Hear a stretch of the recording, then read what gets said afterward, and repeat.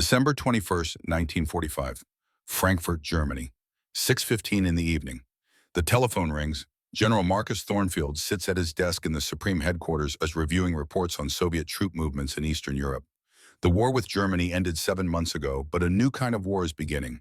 A cold one, but the kind fought with positioning and pressure rather than bullets and blood. The phone keeps ringing. Captain James Aldridge, his naval aide, moves to answer it. Thornfield doesn't look up. He's read the same paragraph 3 times. Something about Soviet tank divisions near the Czech border. The numbers blur together. Aldridge picks up the receiver. Supreme Commander's office. Thornfield signs a requisition form. Then another. The mundane machinery of peacetime military operations. So different from the days when every signature could mean life or death for thousands of men. He hears Aldridge's voice change. "Yes, I understand. One moment, please." Thornfield looks up. Aldridge's face has gone white, not pale, white, like someone drained all the blood from it in an instant. "Sir," Aldridge says, his voice cracks slightly. "It's Heidelberg Military Hospital." The pen stops moving in Thornfield's hand. He knows. Before Aldridge says another word, before the receiver changes hands, before the doctor's voice crackles through the static, Marcus Thornfield knows. He takes the phone, brings it to his ear, listens.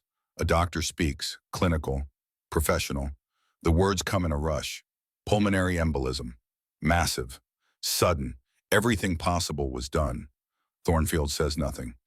General Blackwood passed away at 1750 hours, the doctor concludes. "I'm very sorry, sir." Thornfield holds the phone against his ear for another 10 seconds after the doctor stops talking. The line hums with distance and static. 300 kilometers of telephone wire connecting Frankfurt to Heidelberg. Connecting the living to the dead. He sets the receiver down. Not gently, not violently, just sets it down. The office falls silent. Aldridge stands frozen by the desk. General Garrett Whitmore, the chief of staff, stops mid-stride in the doorway, sensing something wrong. Thornfield sits. 1 minute passes, then 2. His hands rest on the desk, perfectly still. His face shows nothing. No tears, no emotion. Just a blankness that frightens Aldridge more than grief would. 3 minutes. Finally, Thornfield speaks. He's gone. The words fall into the room like stones into still water. Another pause. Longer this time. Thornfield stares at something beyond the walls, beyond Frankfurt, beyond Germany itself. "God help us," he says quietly. "Victor's actually gone." Whitmore steps fully into the room now. "Sir." Thornfield doesn't seem to hear him. He's speaking to himself, or to someone who isn't there. "God help us all." The rain begins outside, soft at first, then harder.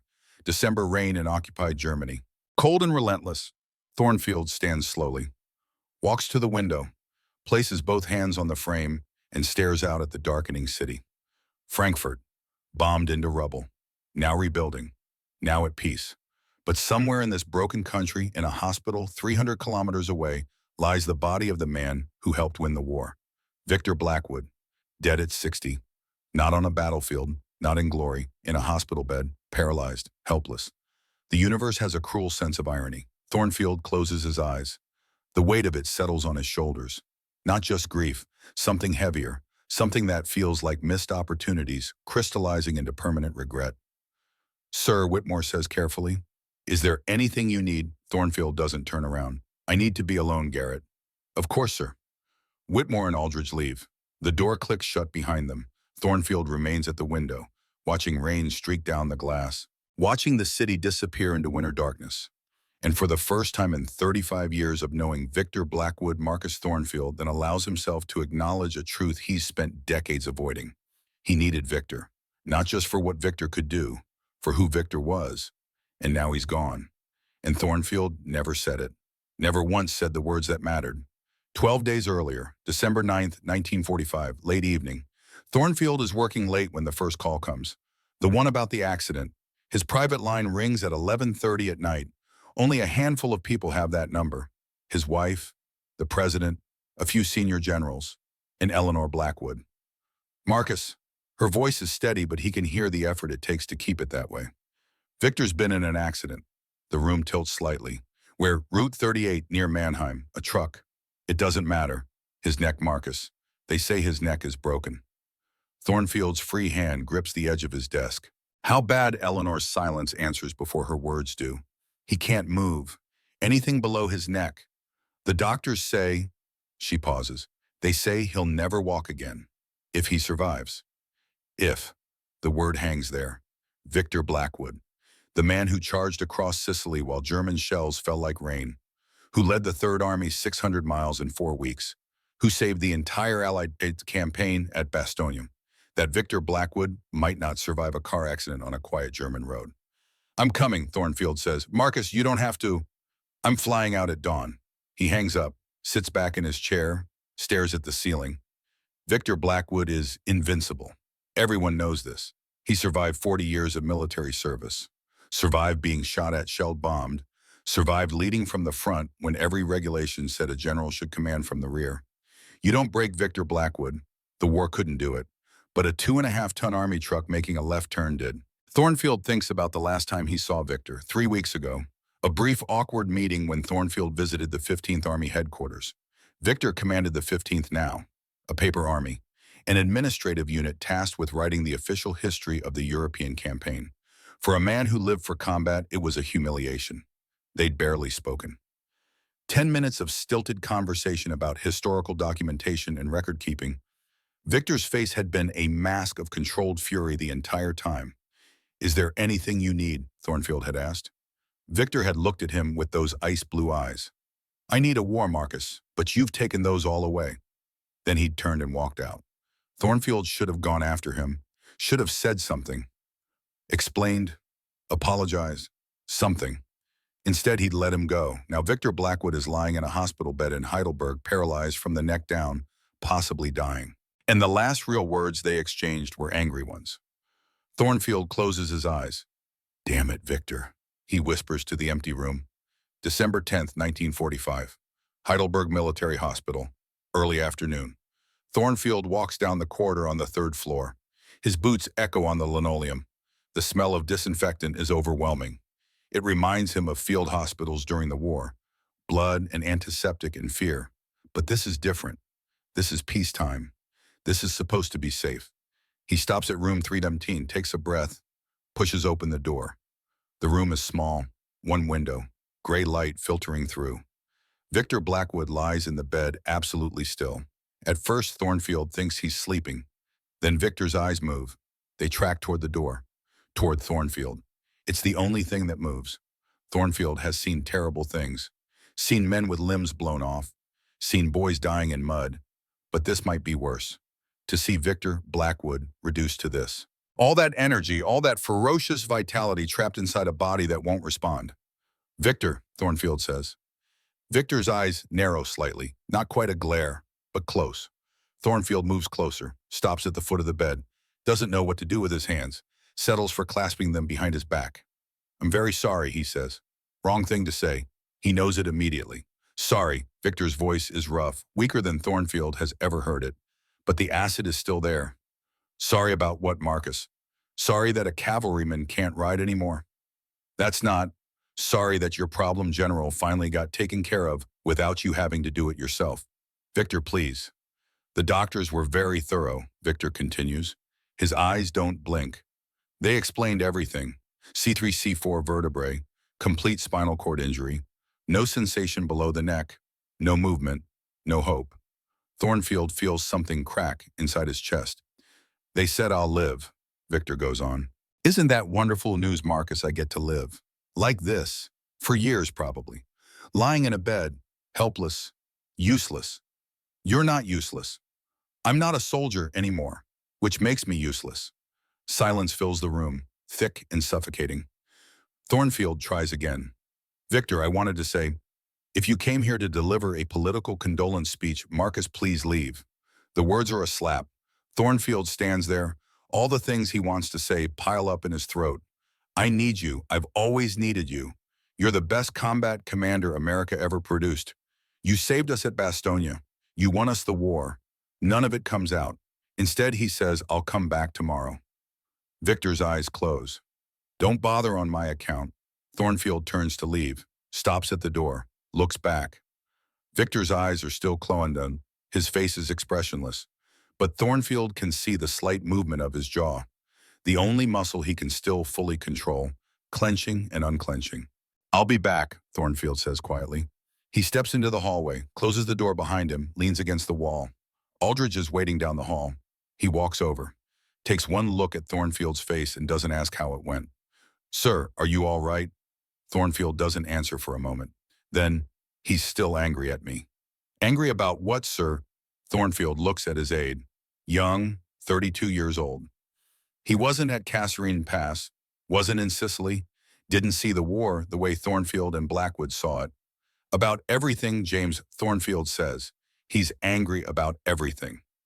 They walk back down the corridor in silence. Outside, the German winter settles in, cold and gray and unforgiving. 1 year earlier, December 17th, 1944, 3 o'clock in the morning, Supreme Headquarters Allied Expeditionary Force, Versailles, France.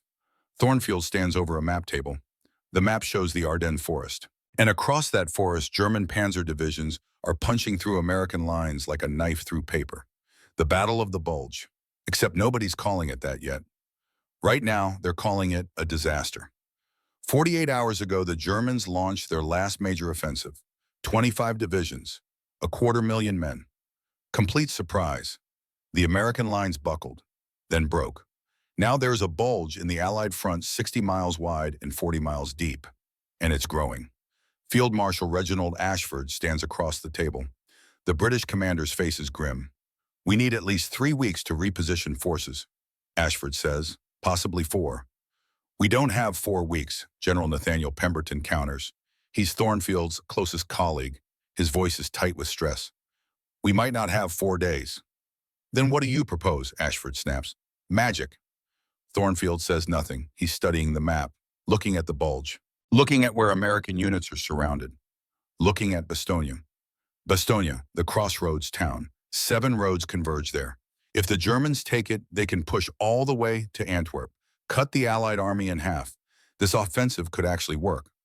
"The 101st Airborne is holding Bastogne," Whitmore says, "but they're surrounded, running out of ammunition, running out of medical supplies. Weather's too bad to drop supplies by air." "How long can they hold?" Thornfield asks. 3 days, maybe 4. Then Whitmore doesn't answer. He doesn't have to. Thornfield looks at the map again, sees what everyone else sees. Disaster, potential defeat, the nightmare scenario where years of progress get reversed in days. Then he sees something else, a possibility. "Where's the Third Army?" he asks. Pemberton moves to a different part of the map, points to positions south of the bulge. "Here, preparing for their own offensive toward the Saar." "How far from Bastogne, Leo?" 100 miles, maybe more. Thornfield does the calculation in his head. 100 miles, through winter weather, through destroyed roads, through German-held territory. Impossible. Unless. "Get me Victor Blackwood on the phone," Thornfield says. The room goes quiet. Pemberton speaks carefully. "Marcus, the Third Army is positioned for a completely different operation. They'd have to pivot 90 degrees, move 100 miles north. In winter. In days." "I know what I'm asking." "It's impossible." Thornfield looks up from the map, meets Pemberton's eyes. "Get me Victor Blackwood." 20 minutes later, the call goes through. Victor's voice crackles over the line. He sounds alert. He always sounds alert. "Thornfield." Not Marcus, not Sir, just Thornfield. "Victor, we have a situation. I heard Germans caught us with our pants down. They've broken through in the Ardennes. Bastogne is surrounded." "I know. What do you want me to do about it?" Thornfield grips the phone tighter. "I need you to save us." Silence on the other end. Not empty silence, charged silence. The kind that precedes lightning. "You need me," Victor says slowly. "Now you need me." "Victor, where were you when I needed approval for fuel to push to Berlin? Where were you when I asked for 2 more divisions? Where were you when—" "Victor, please." The line goes quiet again. Thornfield can hear his own heartbeat, can hear Pemberton and Whitmore and Ashford breathing behind him, waiting. "How long do I have?" Victor asks finally. "The 101st can hold for 3, maybe 4 days. I need to move the entire Third Army, 100 miles, through snow, through Germans. You're asking the impossible, Marcus." "I know. You're asking me to do what no one else can do." "Yes." Another pause. Thornfield can almost see Victor on the other end. In his headquarters, probably looking at his own maps, calculating. The man who sees the battlefield the way a master sees a chessboard, 10 moves ahead, while everyone else is still calculating the first. 48 hours, Victor says. The staff says you need at least. I said 48 hours. Thornfield closes his eyes, feels something like relief, and something like terror. Victor, if you fail, I won't fail. I never fail, Marcus. That's why you called me. The line clicks dead. Thornfield sets down the receiver, turns to face his staff. Ashford is shaking his head. He can't possibly move that fast. Pemberton looks worried. Marcus, if Blackwood doesn't make it in time, I know. We could lose everything. I know, Nathaniel. Then why? Because Victor Blackwood is the only general in this army who can do the impossible, Thornfield says. And right now, we need the impossible. He looks back at the map, at Bastogne, at the bulge growing like a cancer. If Victor fails, the offensive could succeed. The Germans could split the Allied forces. The war could drag on for months, years. If Victor fails, it's Thornfield's fault for trusting him. But Victor won't fail. He can't. Thornfield has seen him work miracles before. December 19th, 1944, Victor's Third Army begins to move. Reports come in throughout the day. Thornfield stands at the map table tracking their progress.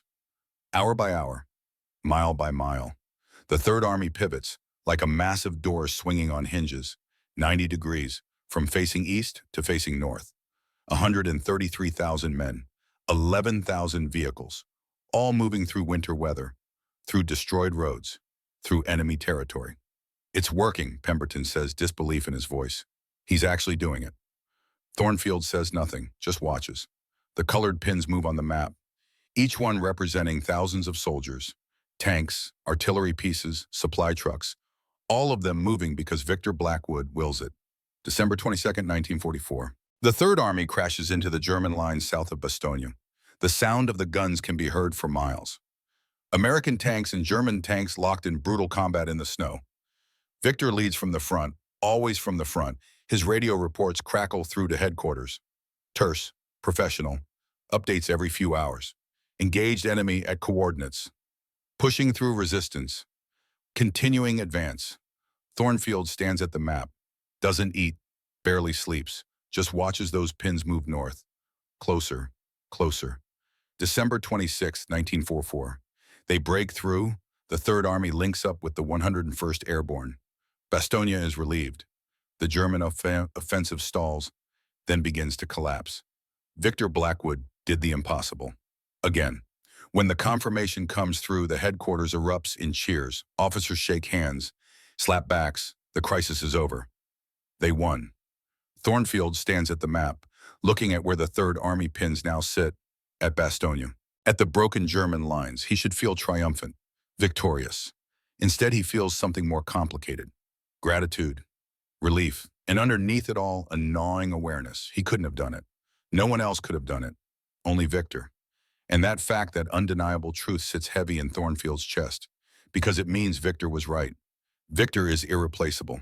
And Thornfield will never be able to acknowledge that publicly. Never be able to say, you saved us. You did what I couldn't do. You're the reason we're still winning this war. Because to say that would be to admit his own limitations. And supreme commanders don't admit limitations. So Thornfield says nothing, just sends orders for Victor to be awarded another medal. Just issues a statement praising the Third Army's courage and skill. Just moves on to the next crisis. And Victor, reading those orders in his headquarters in Belgium, knows exactly what they mean. They mean, thank you for being useful, not thank you for being essential. The distinction matters. Victor folds the orders, sets them aside, doesn't respond. And the gap between the two men widens a little more. Back in Heidelberg, December 10th, 1945. Thornfield leaves the hospital. Sits in the back of his staff car. Aldridge drives. Neither man speaks. Thornfield stares out the window at the gray German countryside. He's thinking about Bastogne, about the phone call, about Victor's voice saying, now you need me. He'd needed Victor then, would need Victor again. But for what? There's no war to fight, no enemy to defeat, except there isn't there, the Soviet Union. Stalin's armies sitting in Eastern Europe, the new threat. But that's tomorrow's problem. Today's problem is in room 317, paralyzed, dying, and Thornfield doesn't know how to fix it. Doesn't know how to bridge 35 years of professional distance in a hospital room where one man can't move and the other man can't speak. Sir, Aldridge says quietly, are you all right? No, James, Thornfield says. I don't think I am. The car drives on through the winter afternoon. Behind them, Heidelberg fades into the distance. Ahead, Frankfurt waits. And somewhere between the two cities, Marcus Thornfield realizes something he's been avoiding for years. He doesn't just need Victor Blackwood's skills. He needs Victor Blackwood, the man, the soldier, the one person who could make him better at his job by constantly questioning, challenging, pushing back. And now that man is lying in a hospital bed, maybe dying. And Thornfield never told him. Never once said, Victor, you make me better. The words are so simple, but they're impossible to say, especially now, especially when it might already be too late. December 15th, 1945, Heidelberg Military Hospital. Second visit. Thornfield returns. He brings something this time. Photographs. Pictures of the Third Army, taken during the war. Men in foxholes, tanks rolling through French villages, American soldiers shaking hands with liberated civilians. He sets them on the table beside Victor's bed. Victor's eyes move to look at them. For a long moment, neither man speaks. Then Victor's voice quieter than before. Those kids. Thornfield waits. I led them through hell, Victor says. Yes.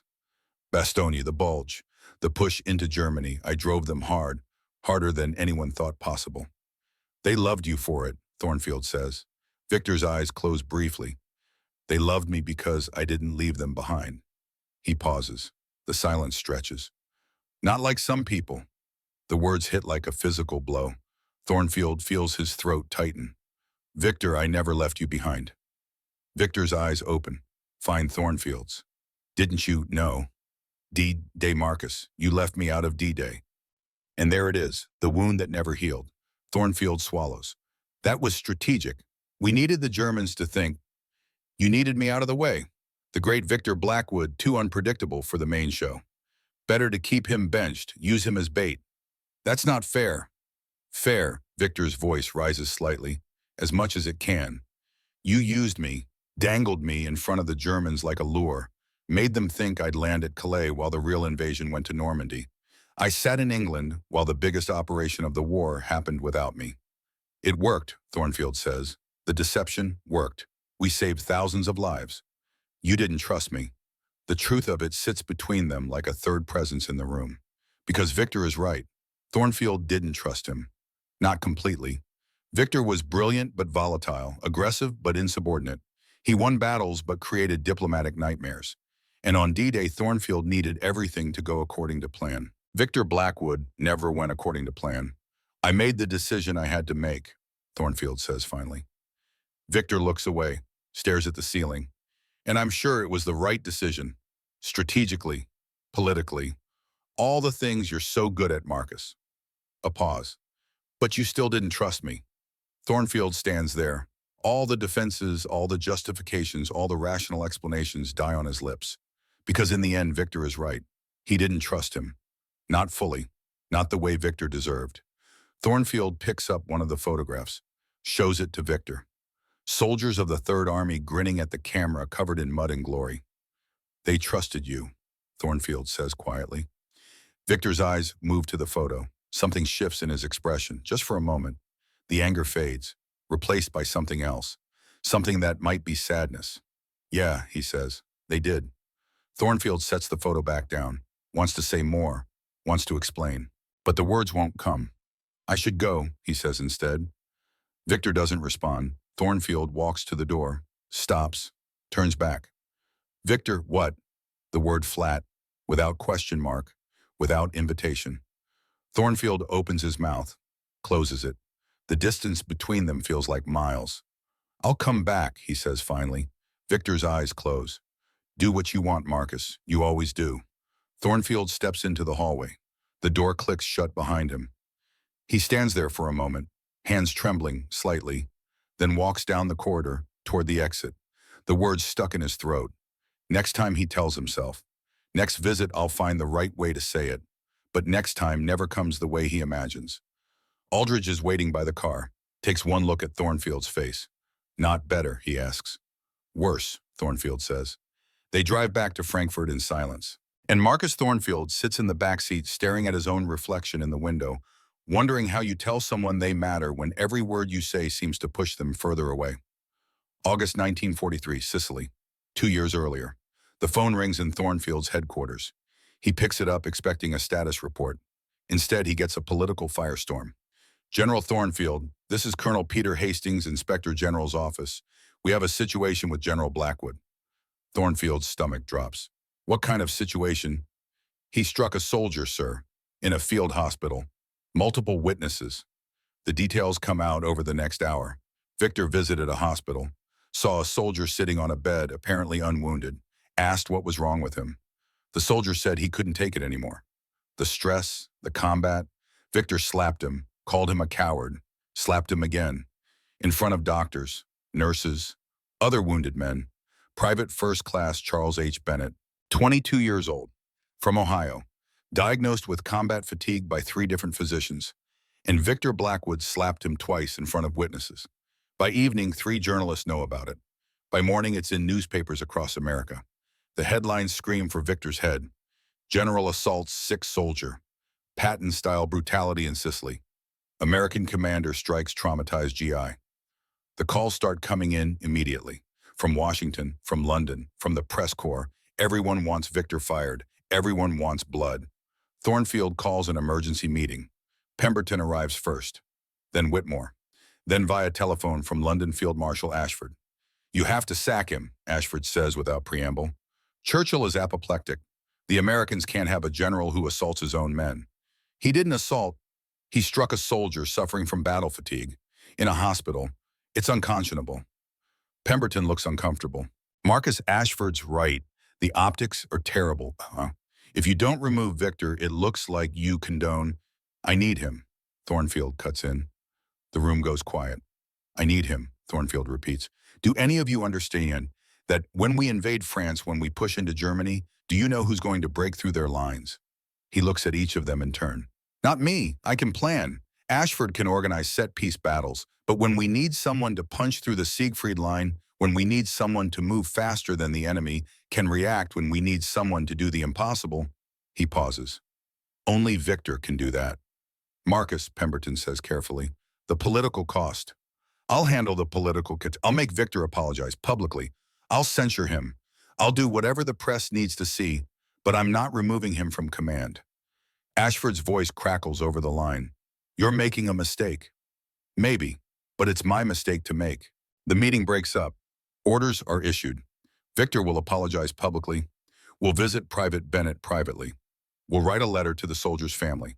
All of it choreographed, all of it political theater. But Victor stays in command.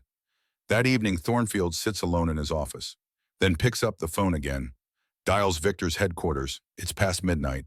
Victor answers anyway. He always answers. Blackwood. Victor, it's Marcus. Silence. I'm keeping you in command, Thornfield says. More silence. But you owe me a public apology, and you need to visit that soldier. Privately. Make it right. Is that an order? Yes. A long pause. Fine. Thornfield waits for something more. A thank you. An acknowledgement. Something. The silence stretches. Victor, he says finally, I went to bat for you. The Prime Minister wanted you gone. Half my staff wanted you gone. The press is calling for your head. I kept you. Because you need me, Victor says. His voice is flat. Not because you trust me, not because you respect me, because you need what I can do. That's not, it is, Marcus, and we both know it. Thornfield wants to argue, wants to say, no, I kept you because you're brilliant, because you're irreplaceable, because this army needs you. But the words won't come. Victor, I just wanted you to know. The line goes dead. Victor hung up. Thornfield sits there with the receiver in his hand, listening to the dial tone. He sets it down slowly, wants to call back, wants to say the things that need saying, but he doesn't. He tells himself Victor understands, that actions speak louder than words, that keeping him in command is thanks enough. But deep down, Thornfield knows better. Deep down, he knows that sometimes words matter more than actions. Sometimes people need to hear it said out loud. Sometimes keeping silent feels safer, but causes more damage in the long run. He doesn't call back, just sits in the dark. And the gap widens a little more. December 21st, 1901, Frankfurt, Germany, 10 o'clock at night. Marcus Thornfield sits alone in his office. The call came 6 hours ago. The one that said Victor Blackwood was dead. Gone at 5:50 p.m. Pulmonary embolism. Massive. Sudden. Nothing could be done. Since then, Thornfield has been going through the motions. He issued the official statement. Dignified, appropriate, full of praise for Victor's service and sacrifice. The kind of statement supreme commanders make when generals die.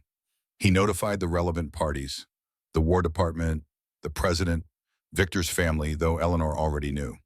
He arranged for the body to be transported to Luxembourg for burial. Victor had requested it in writing months ago, wanted to be buried with the men of the Third Army, not in Arlington, not in some general's cemetery, with his soldiers. Thornfield handled all of it, efficiently, professionally. Now it's done, and he's alone. A bottle of whiskey sits on his desk, not regulation, not appropriate for Supreme Headquarters. But tonight, Thornfield doesn't care. He pours 2 fingers into a glass, drinks, pours again. The door opens. Vivian Ashworth steps in, his personal secretary, 32 years old, sharp, perceptive. She's worked for Thornfield for 3 years, knows him better than most. "Sir," she says, "you should go home. I'm fine here. You've been here for 16 hours. I'm aware." She doesn't leave, just stands there, waiting. Thornfield looks up, really looks at her. She's concerned, actually concerned, not just performing the duties of a secretary. She cares. Something in him cracks. "Sit down, Vivian," he says. "Sir, please sit down. I need to tell someone." She hesitates, then moves to the chair across from his desk, sits. Thornfield pours another whiskey, slides it across the desk to her. She doesn't touch it. "Do you know what Victor Blackwood thought of me?" Thornfield asks. "Sir, I don't think. He thought I was a desk general, someone who got promoted because I played politics instead of fighting wars. He thought I didn't understand real combat." Vivian says nothing. "And he was right," Thornfield continues. "In a way, I am political. I had to be. Someone had to keep the alliance together, manage the British, deal with Washington, handle the press." He drinks. But Victor didn't care about any of that. Victor just wanted to kill Germans. A pause. And Christ, he was good at it. Thornfield looks at Vivian, really looks at her, sees her as more than just his secretary, sees her as someone who might understand, someone who might hear what he can't say to generals and chiefs of staff. "Can I tell you something?" he asks. "Something I've never told anyone." "Of course, sir." "I was jealous of Victor Blackwood." The words hang in the air. Vivian blinks, surprised. "You were jealous?" she asked carefully. "Of General Blackwood?" "Yes." "But sir, you're the supreme commander. You orchestrated the entire European campaign. You—" Victor never doubted himself. Thornfield interrupts. Not for 1 second. He saw the battlefield the way a master sees a chessboard 10 moves ahead, while I was still calculating the first. And damn it, he was usually right. He sets down his glass. "I had to compensate with planning and caution. Had to think through every angle, every political consideration, every diplomatic consequence. Victor just acted, moved, won." Vivian picks up her glass now, takes a small sip, listening. "Victor had an instinct for war," Thornfield says. "A feel for it. The way a musician understands rhythm without thinking about it. It was natural to him." He looks at his hands. "I had to learn it, study it, plan it. And even then I was never as good as Victor at the actual fighting." "But you won," Vivian says gently. "The Allies won. We won because Victor did what Victor did and I did what I did. Together." He refills his glass. "Separately, neither of us was complete." The room falls quiet. Outside Frankfurt sleeps, the city that was bombed into rubble. Now occupied, now at peace, but not really at peace, just waiting for the next war. "Victor couldn't have done my job," Thornfield says. "He would have punched Field Marshal Ashford in the first week, would have told Churchill to go to hell, would have created a dozen international incidents before breakfast." A slight smile, sad, brief. "So I did what I had to do, kept the alliance working, kept the supplies flowing, kept everyone pointed in the same direction." He drinks, and Victor did what he had to do, won battles, saved campaigns, made the impossible happen. "It sounds like you worked well together," Vivian offers. "We did." God help us, we did, even though we hated it half the time. Thornfield looks at the ceiling. You know what he said to me at Bastonia when I called him at 3 in the morning, desperate, needing him to save the entire offensive? Vivian shakes her head. He said, now you need me. Not yes, sir. Not I'll do my best. Just now you need me. The memory stings. Because he was right. I only called him when I was desperate, when everything else had failed, when I needed someone to do the impossible. But he did it, Vivian says. Yes, he always did it. Thornfield picks up his glass, stares into it. But that's not the point, is it? The point is, I never told him. I never said, Victor, I don't just need you when things go wrong. I need you always. You make me better. You make this army better. You're not just useful. You're essential. His voice drops. I never said we won together. Not me, not you, us. Vivian sets down her glass. Sir, General Blackwood knew you valued him. You kept him in command when everyone wanted him gone. I kept him because I needed what he could do. That's different from valuing who he was. The distinction hangs between them. Do you understand? Thornfield asks. Victor thought I saw him as a tool, a weapon to use when necessary, and I never told him otherwise. Never said the words that would have made a difference. He stands, walks to the window, looks out at the dark city. Now he's dead, and I'll never have the chance. Vivian doesn't respond right away. When she does, her voice is quiet. What would you have said if you had the chance? Thornfield closes his eyes. I would have said, Victor, I didn't just need what you could do. I needed you, the man, the soldier, the leader who made decisions I couldn't make, who took risks I wouldn't take, who won battles I couldn't win. He opens his eyes. I would have said I was jealous because you were naturally good at the thing I had to work hardest at. And instead of resenting you for it, I should have been grateful. Because you covered my weaknesses the way I covered yours. A long silence. Then Thornfield turns back to his desk, sits down heavily. But I didn't say any of that. I said, I'm very sorry, while he lay paralyzed in a hospital bed. That's what I gave him at the end. Pity. That's not fair to yourself, Vivian says. Isn't it? She has no answer. Thornfield pours another whiskey, doesn't drink it, just stares at it. There's something else, he says. Something I haven't quite put into words yet. What's that? He looks up at her. A feeling. Like I've lost something bigger than just Victor. Like there's a consequence I haven't fully grasped yet. What do you mean? I don't know. Not exactly. It's just... He struggles for the words. The world is changing, Vivian. The Soviets, the atomic bomb, a new kind of war coming. One will have to fight differently. He picks up his glass, holds it without drinking. And I can't shake the feeling that we just lost something we'll desperately need, something irreplaceable. Victor. Not just Victor, what Victor represented, what Victor could do. Thornfield finally drinks. But I can't explain it, not yet. I just know something important died today. Something beyond a man.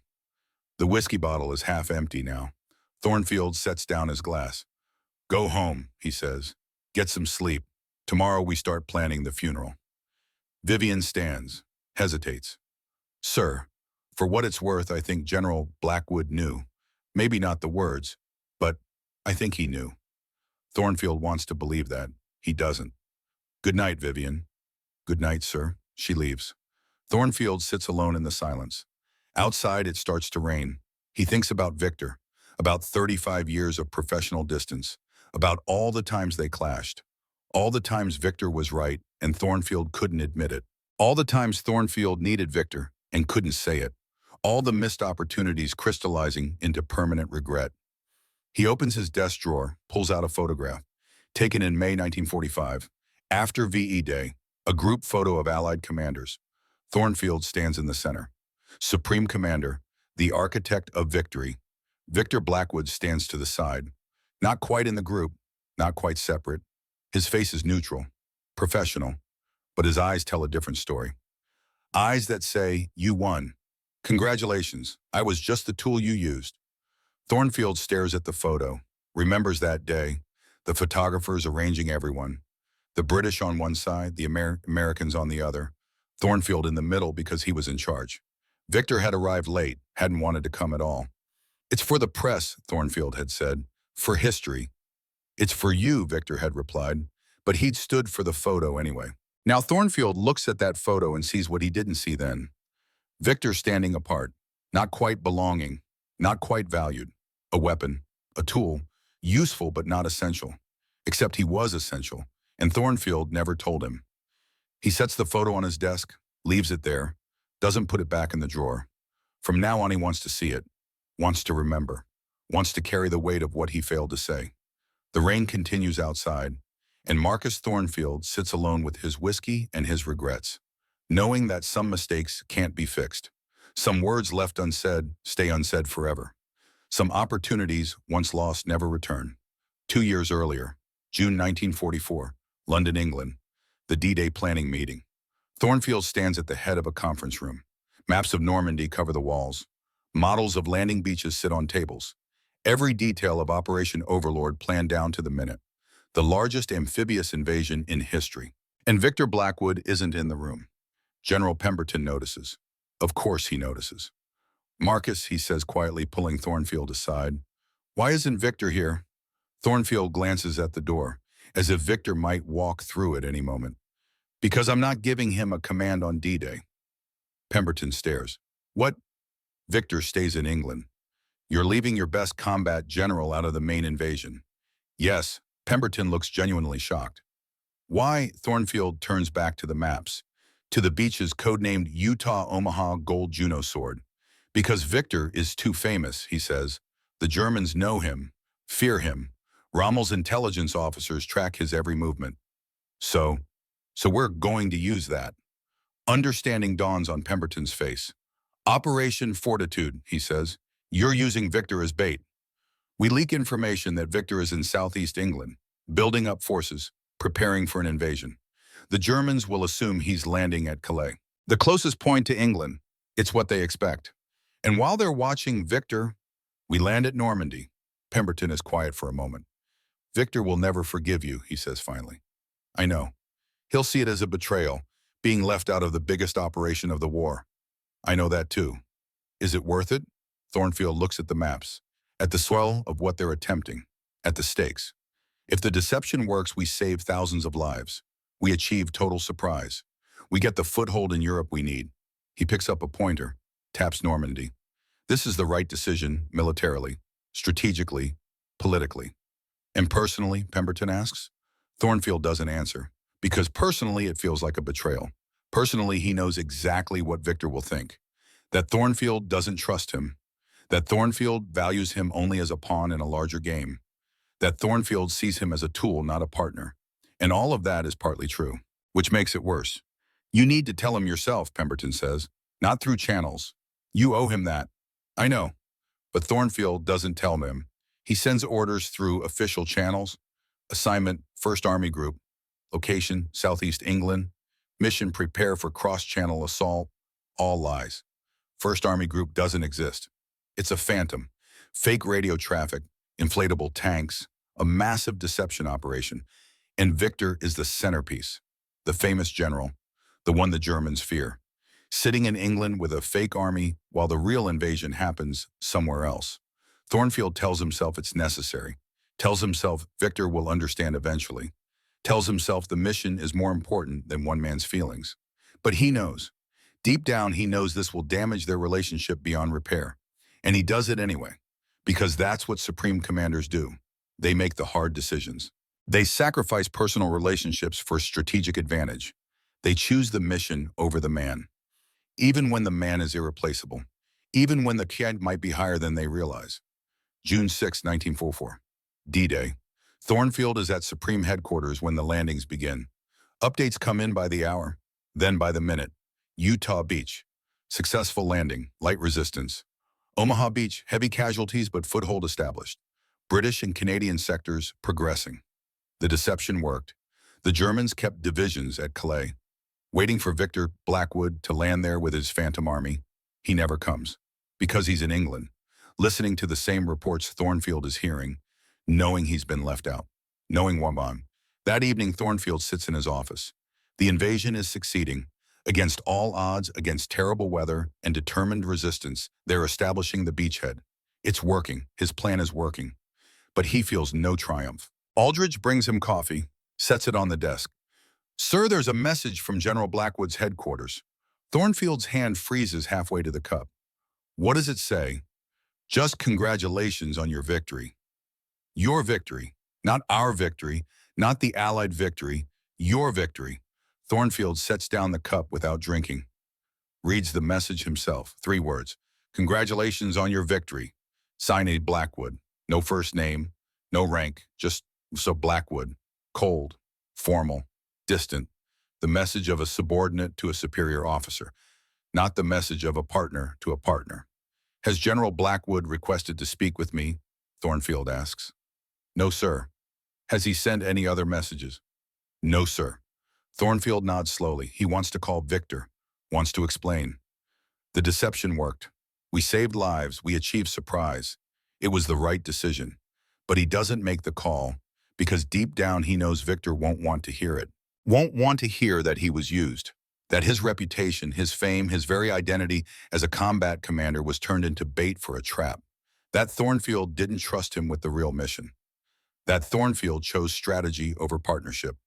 So Thornfield says nothing, files the message, moves on to the next crisis, and the silence between them grows deeper, wider, harder to bridge, until it becomes a chasm neither man knows how to cross. September 1944. France. The argument over fuel. Victor's Third Army is racing across France, liberation after liberation, city after city falling to American forces. But they're running out of fuel. Every gallon of gasoline has to be trucked hundreds of miles from the Normandy beaches. The supply lines are stretched thin, and Field Marshal Ashford wants those supplies for his own operation. Market Garden, an airborne assault into Holland designed to end the war by Christmas. Thornfield has to choose. Give fuel to Ashford's methodical British operation, or give fuel to Victor's aggressive American advance. He chooses Ashford. The call comes through to Victor's headquarters on a September afternoon. General Blackwood, this is Supreme Headquarters. You are ordered to halt your advance and consolidate positions. All available fuel is being redirected to support Operation Market Garden. Victor's response is immediate. Get me Thornfield on the phone. The call connects. Marcus, what the hell is this? Victor, I need you to hold position. Hold position. We're 50 miles from the German border. We can punch through. We can end this war. Market Garden takes priority. Market Garden is going to fail. That's not your decision to make. It's the wrong decision, Marcus. Ashford moves like a glacier. By the time he gets anywhere, the Germans will have reinforced. But if you give me fuel right now, today, I can keep moving. I can. The decision is made, Victor. Oh, silence on the line. Then you're choosing politics over winning. I'm choosing alliance cohesion over individual glory. Individual glory, Victor's voice rises. This isn't about glory. This is about ending the war, about saving American lives. But you'd rather make the British happy than win. That's enough, General. Is it? Because from where I'm standing, it looks like you're more interested in keeping Churchill happy than in keeping my soldiers alive. Thornfield's jaw tightens. I'm ordering you to hold position. That's final. The line goes dead. Victor hung up. Again. Thornfield sits there, phone in hand, knowing Victor is right. Market Garden will fail. He can see it. The plan is too complex, too dependent on everything going perfectly. And in war, nothing goes perfectly. But he can't say that to Ashford, can't say that to the British, can't risk the alliance over one operation. So he makes the political choice, the safe choice. And Victor's advance halts. 2 weeks later, Market Garden fails. Exactly as Victor predicted, 17,000 Allied casualties. The Germans hold their positions. The war doesn't end by Christmas. Thornfield reads the after-action reports, knows Victor was right, but he never says so. Never picks up the phone and says, "You were right, I was wrong. I chose politics over tactics, and it cost us." Just files the reports, moves on, and the resentment builds, layer by layer, mistake by mistake, unsaid word by unsaid word. May 1945. After VE Day. The war in Europe is over. Thornfield and Pemberton stand on a balcony overlooking the destroyed city of Frankfurt. Smoke still rises from some buildings, but the guns are silent. For the first time in years, the guns are silent. "We did it," Pemberton says. "We actually did it." "Yes. Marcus, you should feel proud. You orchestrated the entire campaign, managed the alliance, held everything together." Well, Thornfield doesn't respond right away. just stares out at the ruined city. It wasn't just me, he says finally. Of course not. But you were the supreme commander. The architect of Victor saved us at Bastogne. Pemberton stops, looks at Thornfield. Yes, he did. If Victor hadn't moved the Third Army in 48 hours, we could have lost everything. The German offensive could have succeeded, split our forces, pushed us back, extended the war for months, maybe years. But he did move, and we won. Thornfield turns to face his friend. George Blackwood was the one commander who could make armies move by sheer force of personality. I could plan operations. Ashford could organize set-piece battles. You could coordinate multiple corps. But Victor, he pauses. Victor could take a demoralized division and turn them into killers in 48 hours. He could sense opportunity before anyone else saw it.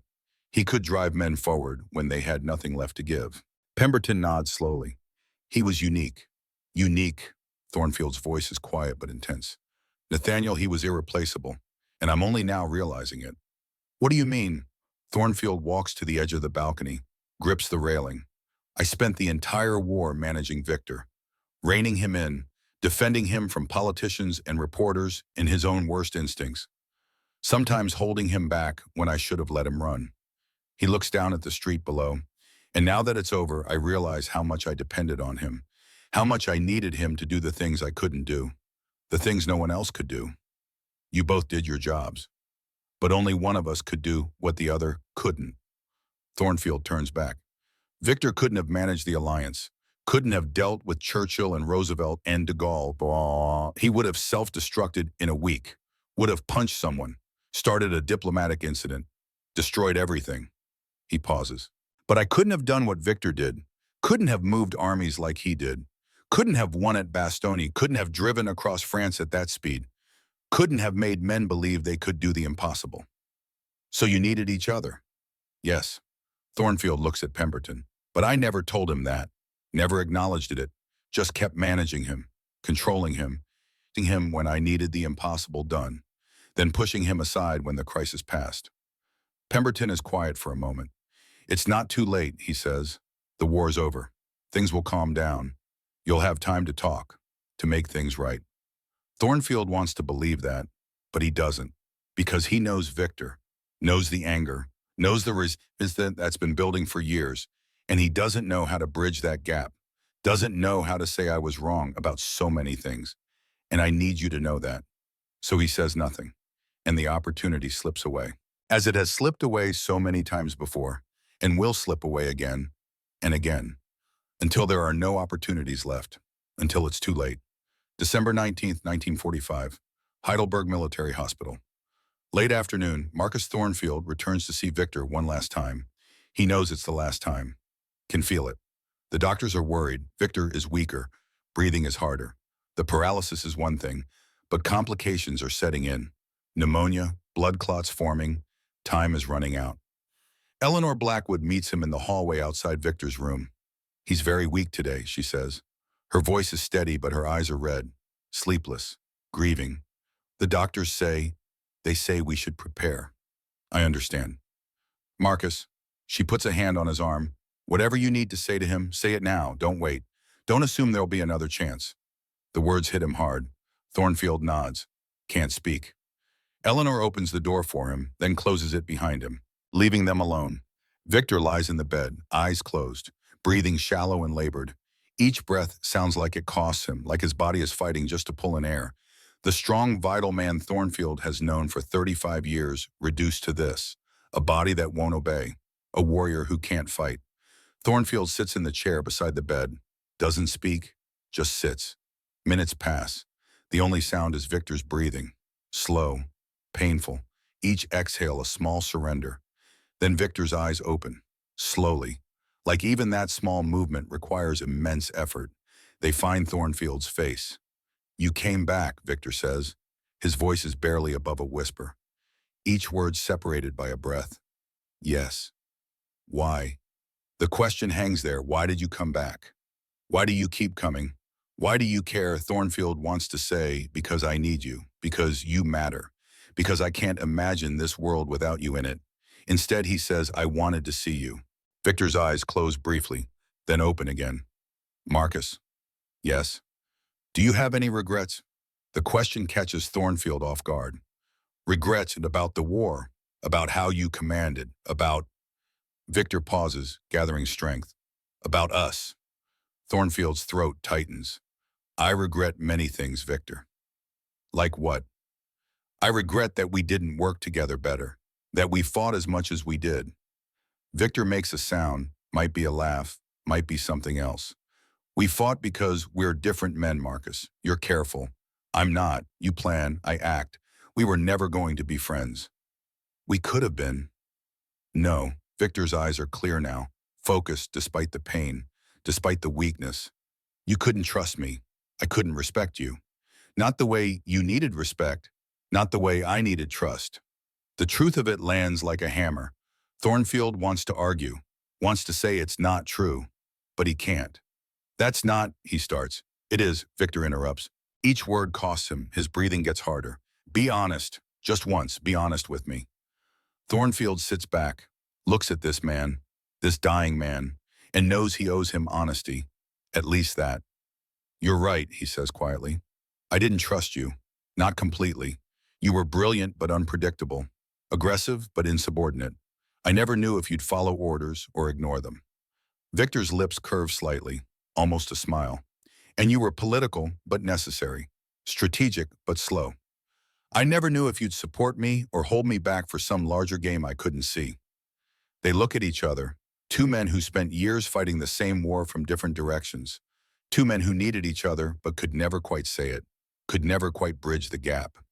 Do you have any regrets? Thornfield asks, turning the question back. Needing to know. Victor doesn't answer right away. His breathing is labored. Each word costs effort he can barely afford. I regret that I couldn't make you understand, he says finally. Understand what? That wars aren't won with caution. They're won with violence, speed, aggression, with men willing to take risks. They're also won with planning, logistics, diplomacy. See Victor's eyes close. Even now, even at the end, we still can't agree. Thornfield feels something breaking inside him.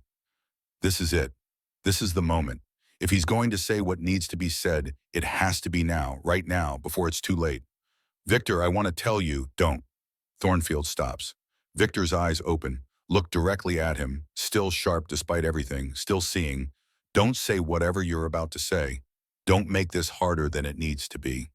But I need you to know, Marcus, Victor's voice is firm despite its weakness. Did you hold me back? Did you keep me from doing what I was meant to do? The question is a knife. Thornfield wants to lie, wants to say no, wants to deny it.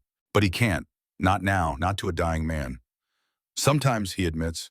Yes, sometimes I did. Victor nods slightly, as much movement as he can manage. Then there's nothing more to say. Victor, please. We did what we did, Marcus. We fought the war. We won. That's all that matters. It's not all that matters. It is to me. Silence fills the room. Thornfield sits there. All the words he wanted to say locked in his throat. All the regrets. All the acknowledgments. All the things he should have said years ago. All of it stuck behind a wall he doesn't know how to break down. Can't break down. Not here, not now, not when Victor won't let him. I should go, he says finally, standing. Yes, you should. Thornfield moves to the door, hand on the handle, then turns back. Victor, I'll come back tomorrow. Victor's eyes are already closed, his breathing even more labored than before. No, Marcus, don't come back. The words hit like a physical blow. Victor, I mean it. Each word separated by painful breaths. This is hard enough. Don't make it harder. I know what you want. You want to feel better. You want to say the right things so you can tell yourself you tried. Thornfield steps back as if struck. But some things, Victor continues fighting for each word, can't be fixed with words. Some gaps are too wide to bridge. Some chants come too late. That's not fair. Isn't it? Victor's eyes open one last time. Look at him. Go, Marcus. Please, just go. Thornfield stands there, rooted, unable to move, wanting to argue, wanting to fight, wanting to break through this wall between them. But he can't, because Victor is right. The time for words has passed. The opportunities were missed. The gaps are too wide. Then Eleanor appears in the doorway. She's been listening. Her eyes are sad but firm. Marcus, she says gently, I think you should leave now. Thornfield nods. Turns toward the door. At the threshold, he stops, looks back one more time. Victor lies still, eyes closed, breathing shallow. The strongest man Thornfield ever knew reduced to this. Dying, and there's nothing Thornfield can do. Nothing he can say that will matter. Nothing that will bridge 35 years of professional distance in these final moments. Thornfield opens his mouth, tries one more time. Victor Ihuem, goodbye, Marcus, Victor whispers without opening his eyes. Not, see you later. Not, take care. Goodbye. Final, forever. Thornfield steps into the hallway. The door closes behind him with a soft click that sounds like the end of the world. He stands there, trembling, can't move, can't breathe. Eleanor touches his arm. He's very tired, Marcus. The pain medications, he meant it. Thornfield's voice cracks. He doesn't want me to come back. He said goodbye. Eleanor doesn't deny it, can't deny it. Her eyes fill with tears. I'm sorry, Marcus. I'm so sorry. Thornfield walks down the corridor, each step heavier than the last, each step taking him further from the one conversation that might have mattered, the one conversation that might have fixed things, the one conversation that will never happen now. Behind him in room 317, Victor Blackwood lies dying, alone with his anger and his pain and his disappointment. And Marcus Thornfield will never see him alive again, never hear his voice again, never have another chance to say the things that needed to be said 35 years ago. All of it lost. Forever. The hallway stretches endlessly before him. Behind him a door closes, and with it any possibility of redemption, any chance to make things right, any hope of bridging the unbridgeable. Gone. December 21st, 1945, Frankfurt, 7 o'clock in the evening, 1 hour after the phone call. Thornfield sits at his desk, the photograph from 1945 in front of him, the one of all the Allied commanders after VE Day. Victor standing apart, not quite belonging, he stares at it, remembers the day it was taken, May 1945.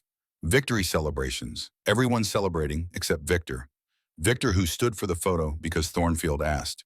Victor who walked away immediately after. Victor who never felt like part of the victory he helped create. Thornfield picks up the photo, turns it over. On the back in his own handwriting from years ago are words he wrote but never showed anyone. The Architect and the Builder, MT, 1945. The Architect and the Builder. That's what he thought they were. But he was wrong. They were partners, equals, different but essential. And Thornfield never told Victor that. Never said, we built this victory together. Not me, not you, us. He sets the photo down, picks up his pen, adds new words underneath the old ones, the man I should have thanked. He sets down the pen, stares at what he's written.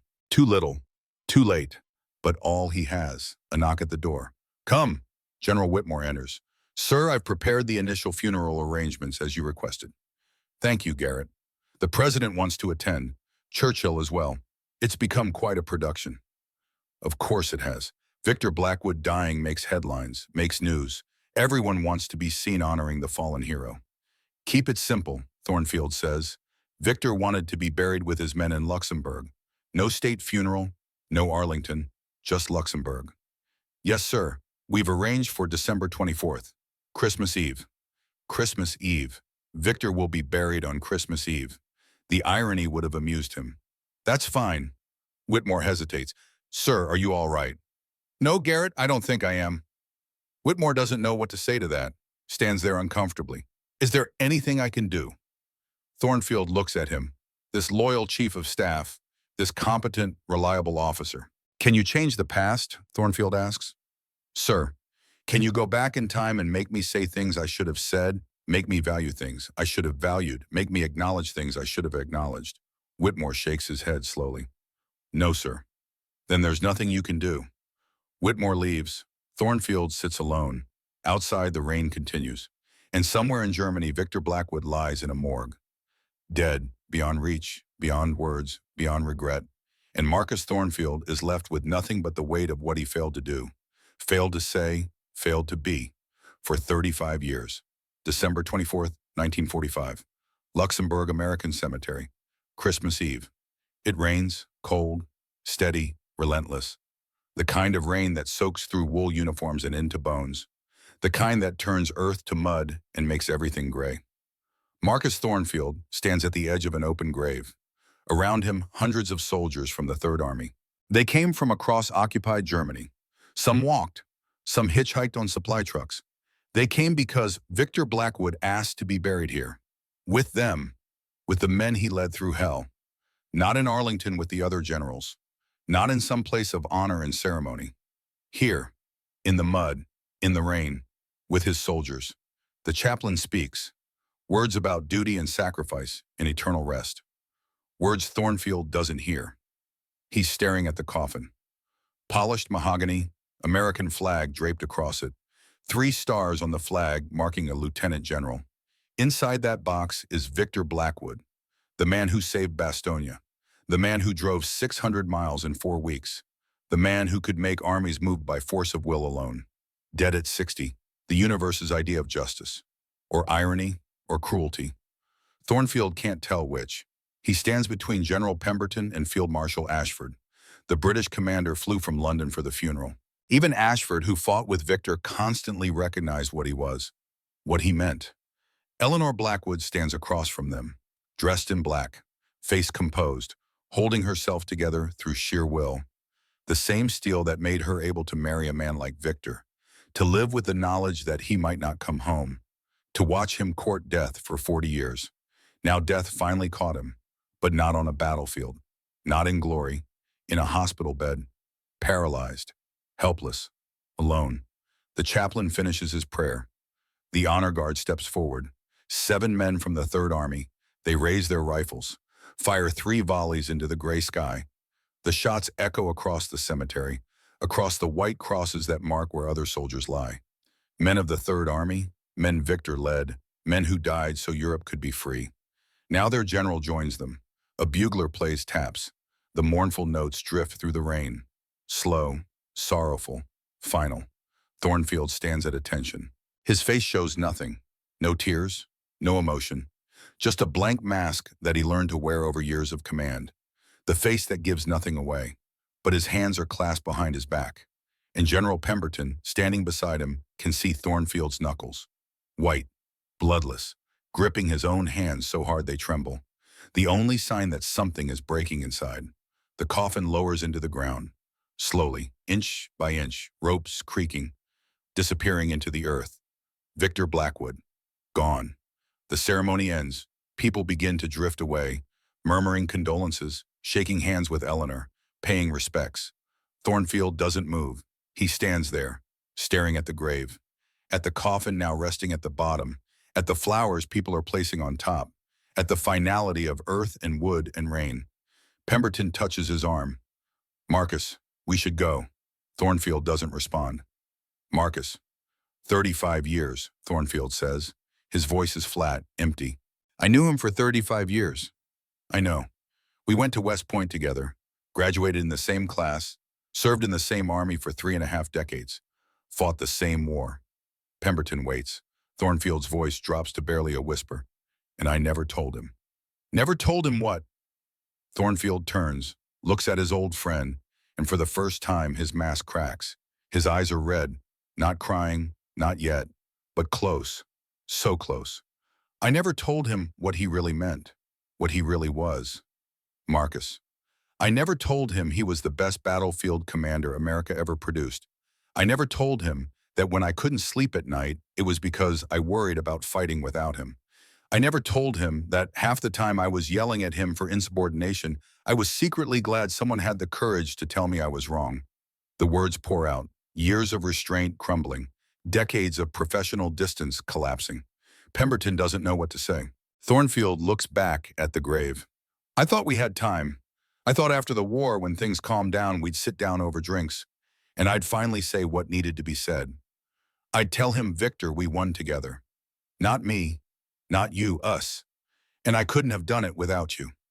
He stops, breathes. The rain runs down his face. But we didn't have time. He died. And now it's too late. Pemberton grips his shoulder. He knew Marcus. He had to know. Did he? The question hangs there.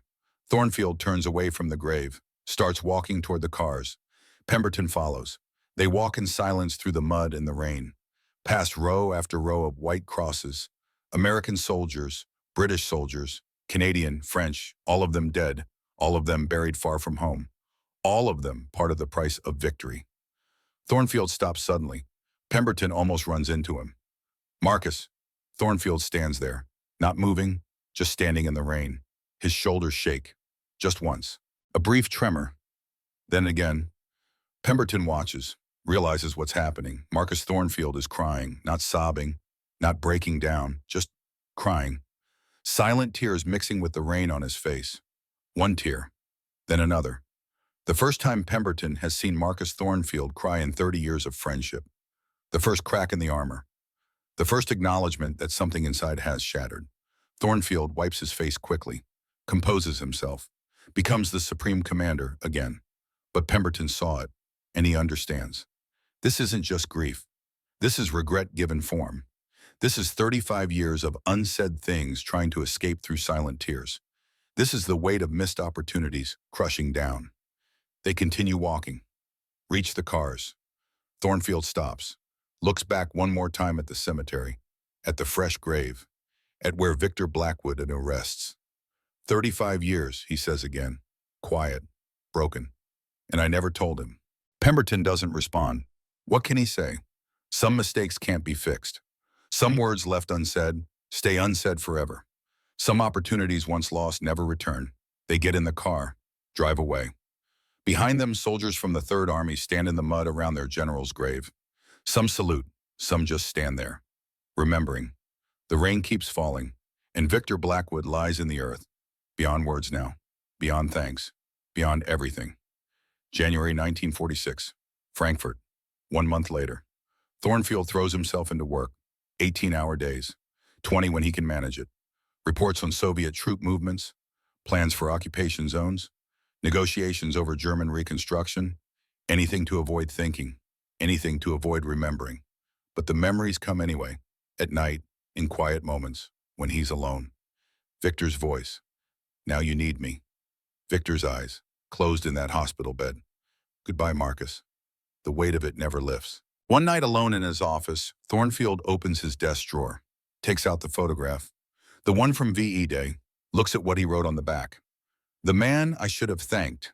He sets it on his desk, leaves it there. From now on, he wants to see it every day, wants to remember, wants to carry the weight of what he failed to say. It's not enough, will never be enough, but it's all he has. September 1950, Washington, D.C., 5 years later. The phone rings at midnight. General Thornfield, now Army Chief of Staff, answers it, already knowing something is wrong. General Thornfield, this is the White House Situation Room. We have a crisis in Korea. By dawn, he's in the Pentagon War Room. The situation is dire. North Korean forces have pushed South Korean and American troops into a defensive perimeter around Pusan. They're being overrun. Defeat looks imminent. The Joint Chiefs debate options. We should evacuate, pull our forces out, regroup in Japan. That's surrender. We'll lose all of Korea. We're going to lose it anyway. They have us pinned. Back and forth, rising voices, no good options. Thornfield stands at the map, silent, staring at the Korean peninsula. Something about it feels familiar. Surrounded, outnumbered, backs against the wall, everyone saying it's hopeless. He's been here before. December 19 war Estonia. And he knows what Victor would do. What if we don't retreat, Thornfield says. The room goes quiet. What if we counterattack land forces behind their lines? Cut their supply routes, trap them. Sir, that would require an amphibious landing on a hostile shore. The risks are manageable. Sir, with respect, it's too dangerous. If it fails, Thornfield looks at the general who spoke. Victor Blackwood would attack, immediately. Without hesitation, he'd see the opportunity. The enemy's overextended. Their supply lines are vulnerable. He'd hit them where they're weak. He turns to the map. We land at Incheon, behind their lines, cut their army in half, turn their offensive into a rout. But General, that's the plan. Prepare it. The meeting breaks up. Afterward, Aldrich finds Thornfield alone in his office. Sir, that was bold. Thornfield doesn't look up from his papers. It's what Victor would have done. Yes, sir. A pause. Sir, can I ask you something? Yes. General Blackwood passed away 5 years ago, but you still think about what he would do. Thornfield sets down his pen, looks at his aide. Every day, James, every day I ask myself, what would Victor do? How would Victor see this problem? What am I missing that Victor would have spotted immediately? He picks up his pen again. Victor's still here, in the way I think, in the decisions I make, still teaching me, still pushing me, still showing me what I failed to see when he was alive. The Incheon landing succeeds. American forces break out of Pusan, push north, turn the tide, and Marcus Thornfield sits in his office looking at the photograph on his desk. "We did it, Victor," he says quietly. "I did what you would have done. I hope you'd approve." The photo doesn't answer, but Thornfield needs to believe Victor would have approved. Needs to believe that somewhere, somehow, Victor knows. Knows that Thornfield finally listened, finally learned, finally understood. 5 years too late, but understood nonetheless. October 1961. The White House. 11 years later. President Marcus Thornfield sits in the Oval Office.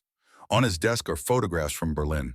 American and Soviet tanks facing each other at Checkpoint Charlie, 50 meters apart. Guns loaded, crews tense. One mistake, and World War III begins. His advisors debate. We should pull back, show restraint. That's weakness. The Soviets will see it as surrender. Thornfield says nothing, just stares at the photographs, thinking, calculating, asking himself the question he's asked for 16 years. What would Victor do, Mr. President? His national security advisor says. You need to make a decision. Thornfield looks up. Victor Blackwood, if he were commanding American forces in Berlin right now, what would the Soviets think? His advisors exchange glances. Sir, they'd think this is the man who relieved Bastogne in 48 hours, who drove 600 miles in 4 weeks, who moves faster than we can react, who never backs down. Thornfield stands, walks to the window. The Soviets respect force. They respect commanders willing to be ruthless. Victor understood that. His reputation alone was a weapon. He turns back. If Victor were there, they'd look at him and reconsider. They'd think twice. They'd back down. But General Blackwood passed away 16 years ago, his advisor says gently. I know.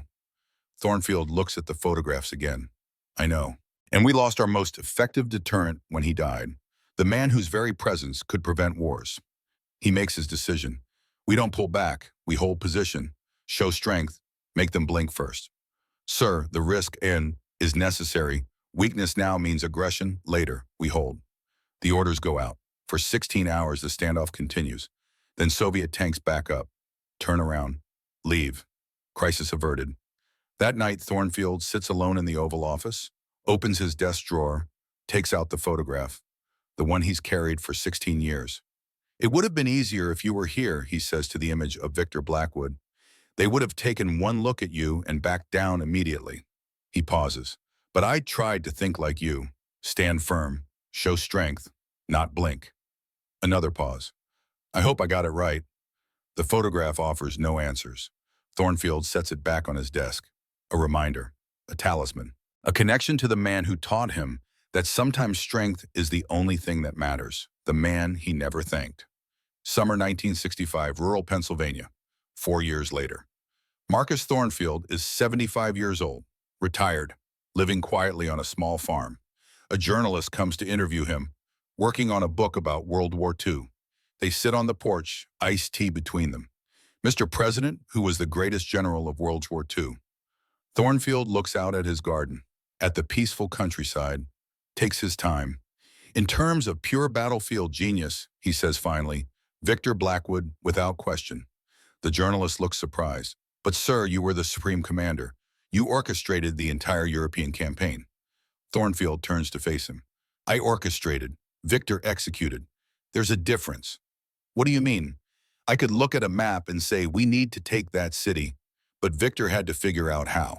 Victor had to take tired, scared soldiers and make them do the impossible. He pauses. And he could do that better than anyone America ever produced. The journalist writes quickly, what was your relationship with General Blackwood like? Thornfield is quiet for a long time. Complicated. We argued constantly. Victor thought I was too political, too cautious. I thought Victor was too reckless, too insubordinate. Were you both right? Yes, but that's what made us effective. I needed someone to push boundaries, to demand the impossible. and Victor needed someone to give him direction, to prevent him from self-destructing. So you worked well together. We did. Together we were greater than either of us could have been alone. The journalist checks his notes. Any regrets?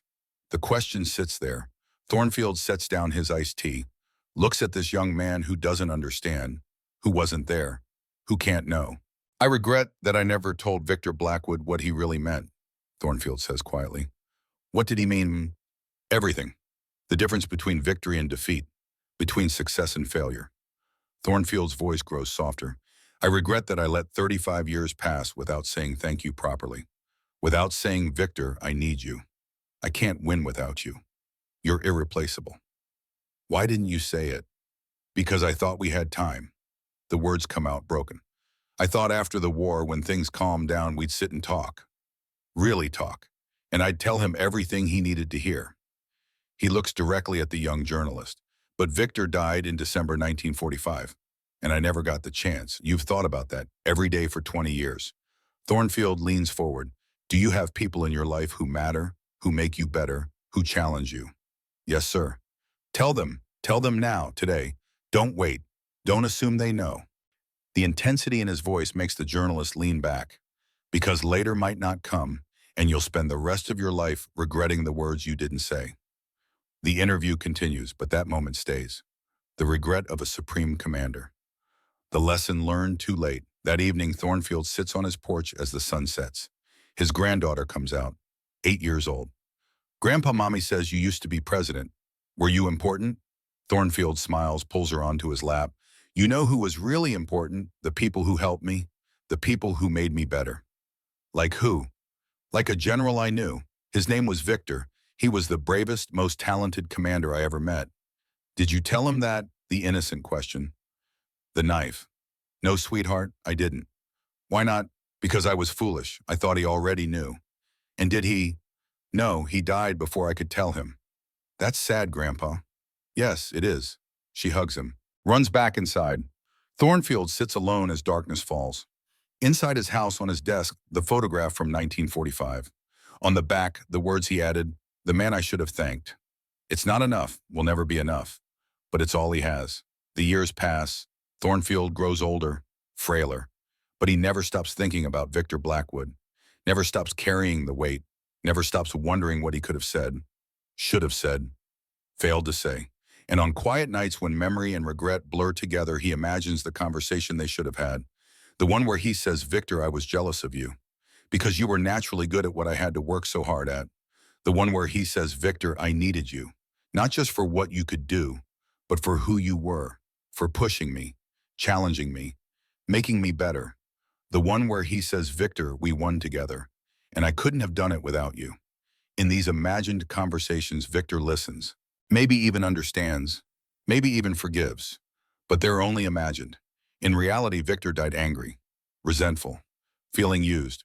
And Thornfield has to live with that, has to carry it, has to remember that some opportunities once lost never return. 1969, Marcus Thornfield dies at age 79. Heart attack, quick, peaceful. His family sorts through his belongings. On his desk, they find the photograph, creased and worn from handling. Victor Blackwood standing apart from the group. On the back, the man I should have thanked. At the funeral, it's mentioned. The story of two generals who won a war together but never reconciled. It becomes part of Thornfield's legacy. Not just the victories, not just the strategic brilliance, but also the regret. The lesson learned too late. The importance of telling people what they mean, before it's too late. If you could talk to the people who shaped your life, who challenged you, who made you better, what would you say? Marcus Thornfield waited 35 years and spent 24 more regretting it? The people who drive you crazy, who challenge you constantly, who refuse to follow the rules. Sometimes those are exactly the people you can't afford to lose. Sometimes those are the people who make you who you are. Don't wait. Tell them now, today. Before you find yourself standing in the rain and staring at a grave, thinking about all the things you should have said. Victor Blackwood and Marcus Thornfield won World War II together, but they never had the conversation that mattered, never said the words that needed saying, and one of them died never knowing, never hearing, never understanding that he was irreplaceable, that he was needed, that he was valued. Don't let that be your story. Don't let that be your story. In his final years, Marcus Thornfield would sometimes sit at his desk late at night writing letters he'd never send. Letters to Victor Blackwood. Letters that began, "Dear Victor, I should have told you." He'd write for hours, filling pages with words that came too late, words that would never be read, never acknowledged, never answered. But he wrote them anyway, because the act of writing was the only way he knew to bridge the unbridgeable, to say the unsaid, to reach across death and distance and regret. In one letter dated March 1967, he wrote, "Victor, I've been thinking about Bastonia, about that phone call at 3 a.m., about how I asked you to do the impossible and you simply said 48 hours. No hesitation, no doubt, just certainty. I never told you what that meant to me, that certainty, that confidence, that absolute refusal to accept defeat. I envied it, Victor. God help me, I envied you for it, because I was never certain. Every decision I made was accompanied by doubt, by second guessing, by the weight of all the things that could go wrong. But you never doubted, and that made you dangerous, and essential, and irreplaceable. I should have told you that. Should have said, Victor, your certainty covers my doubt. Your action balances my caution. Your instinct complements my planning. Together we were complete. Apart we were both diminished. I understand that now. 22 years too late, but I understand it." The letter ends there, unsigned, unsent, filed away with dozens of others in a desk drawer. Words written to a dead man. Confessions made to silence. Apologies offered to air. But Thornfield kept writing them. Because the alternative, accepting that some things can never be said, never be fixed, never be made right, was unbearable. On December 24th, 1969, exactly 24 years after Victor's burial, Marcus Thornfield makes one final trip. He's 79 years old, frail, his heart is failing. The doctors have told him to rest, to stay home. He goes to Luxembourg anyway, drives himself, won't let anyone accompany him. Arrives at the American cemetery in late afternoon, the winter sun already setting, casting long shadows across the white crosses. He walks slowly to Victor's grave. It takes him 20 minutes to cover ground he once walked in 5. But he makes it, stands there, looking down at the simple white cross that marks where Victor Blackwood rests. The cross is identical to all the others. No special markings, no indication that a general lies here rather than a private. Just a name, rank, dates. That's what Victor wanted. To be remembered as a soldier among soldiers, not as a general above his men. Thornfield stands there for a long time, then speaks aloud, voice cracking, barely above a whisper. "I came to tell you something, Victor. Something I should have said 35 years ago." The wind picks up. Cold December wind, the same as the day they buried him. "I needed you, not just for what you could do, but for who you were, for making me question myself, for making me better, for covering my weaknesses while I covered yours." He stops, breathes, each breath difficult now. "You were right about so many things. About Market Garden, about pushing to Berlin, about the Soviets. You saw what I was too cautious to see, too political to acknowledge." Another pause. "I was jealous of you, jealous of your certainty, your instinct, your ability to act while I was still thinking. I never admitted that, never told you. But it's true.